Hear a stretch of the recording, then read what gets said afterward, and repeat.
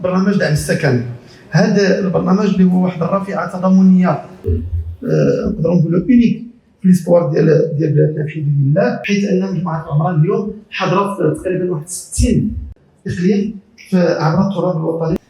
تنعطيو اليوم ان شاء الله الرحيم انطلاقه الدوره الثامنه للمعرض الوطني العمراني اكسبو. هذه النسخه منه تجي باش تجسد الطموح الجديد لمجموعه العمران والتي تمثل في جعل المواطن في صلب الاستراتيجيات ديال المجموعه، وذلك انسجاما مع السياسات العموميه التي تقودها الوزاره الوصيه. اليوم تعطت الانطلاقه ديال الدوره الثامنه لمعرض العمران العقار، اللي هو واحد المعرض اللي ماشي فقط معرض باش نعرضوا فيه المنتجات ديال العمران، ولكن هو واحد فضاء التواصل واللي تيكون فيه يعني جميع المتدخلين القطاع على رؤوسهم الوزاره الوصيه، وكذلك المعيشين العقاريين، القطاع الخاص، المقاولات، الموثقين والابناك.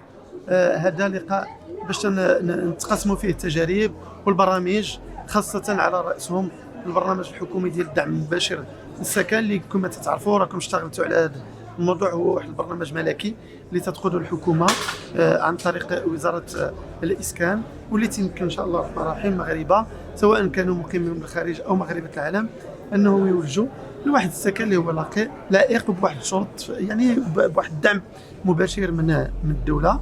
الجديد في هذه الدوره هو ان كاين واحد التوجه رقمي اللي غادي تكتشفوا الزوار ديال العمران، واحد الاسباس ايميرسيف وواحد لافاتار ديال العمران، واللي تيشكل واحد الجزء بسيط من واحد الاستراتيجيه شموليه ديال التحول الرقمي ديال مجموعه العمران، اللي يعني المنشود منه هو المزيد من القرب والمزيد من الشفافيه مع المواطنين المغاربه.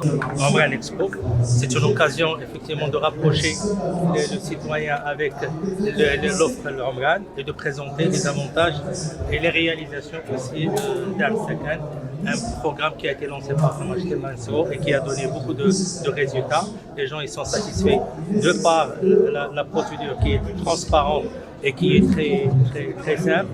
Et bien entendu par rapport à l'offre existante et aussi par l'offre qui va être présentée, préparée par l'Omran durant ces 3 prochaines années, qui va atteindre 147 000 unités. Aussi, c'est l'occasion pour rapprocher les banques avec les futurs acquéreurs par rapport à la garantie aussi Fogarib et par rapport à la partie qui sera prise en charge et financée par la banque.